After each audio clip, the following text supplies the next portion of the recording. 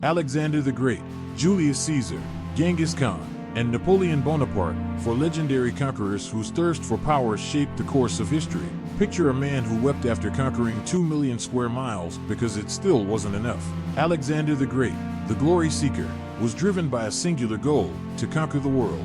He relentlessly led his army into battle without fear of defeat, as if he were invincible. And why wouldn't he think so? For 10 years, he was unstoppable. His men, however, were exhausted. They longed to return home and enjoy the spoils of war. But Alexander didn't care for wealth or even ruling. He craved conquest. Things started to unravel for him when he reached India, where his most formidable opponent, King Porus, awaited. Alexander's forces suffered heavy losses, and even he was injured while his horse died in battle.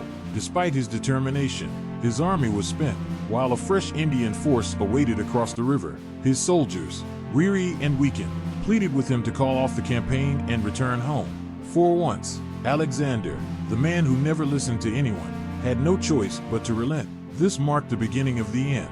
Known for his excessive drinking, Alexander fell seriously ill after one such episode. His opportunistic generals gathered around and asked who would inherit his vast empire. His chilling reply was, "To the strongest."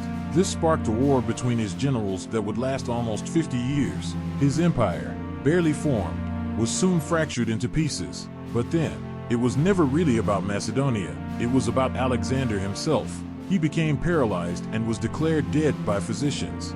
Greek historians claim that his body remained unspoiled for 6 days, a testament to his divine status. Yet, modern scientists believe Alexander likely suffered from a neurological disorder that left him in a coma. It's quite possible he heard the scheming of his men before he was buried alive. Then came Gaius Julius Caesar, a self-proclaimed fan of Alexander. While Alexander wept over his lack of worlds to conquer, Caesar is said to have burst into tears upon reading of Alexander's achievements. "When he was my age, he had already conquered Darius, and here I am, having accomplished nothing." Caesar lamented. He idolized Alexander and, like him, became obsessed with power.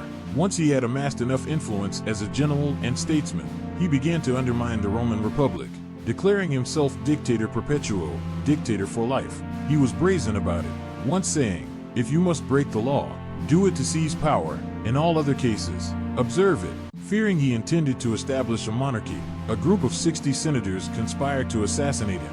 On March 15, 44 BC, they attacked, stabbing him 23 times. The final blow came from his adopted son, Marcus Brutus, whom Caesar trusted deeply.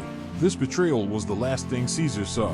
Moving forward to the medieval era, Genghis Khan emerged as the terror from the east, overshadowing even the Crusaders. He conquered twice as much land as Alexander and aimed to bring the entire world under his dominion. But unlike his predecessors, Genghis didn't view himself as a god or savior. He knew he was a tyrant and embraced it, once stating that the greatest joy was to scatter your enemy, drive him before you, see his cities reduced to ashes, and gather his wives and daughters into your bosom.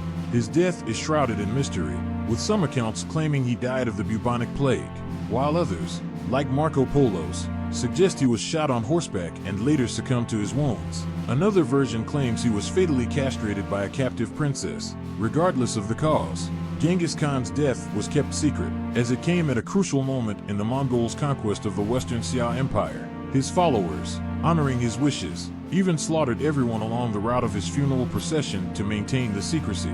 Fast forward 5 centuries, and we meet Napoleon Bonaparte, perhaps the greatest conqueror of all.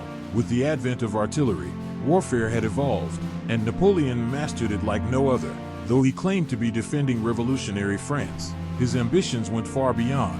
Napoleon's personality was perhaps even more eccentric than the other great conquerors. Caesar saw himself as a messiah. Alexander thought he was a god.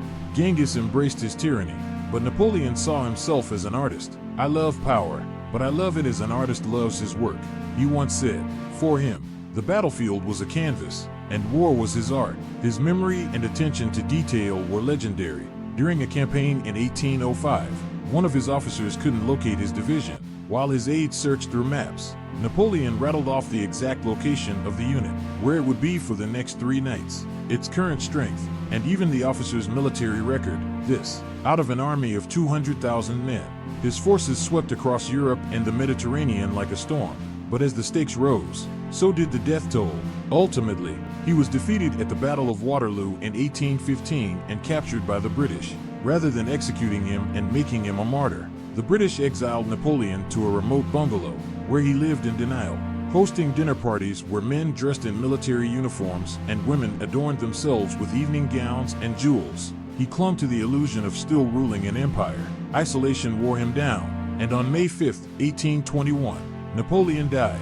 His final words were a tribute to everything he held dear: France, the army, head of the army, Josephine, and thus ended the reign of the four great conquerors. Though they all met different fates, some died of illness, others by betrayal, an arrow, or in captivity, they shared one thing: they died longing for more.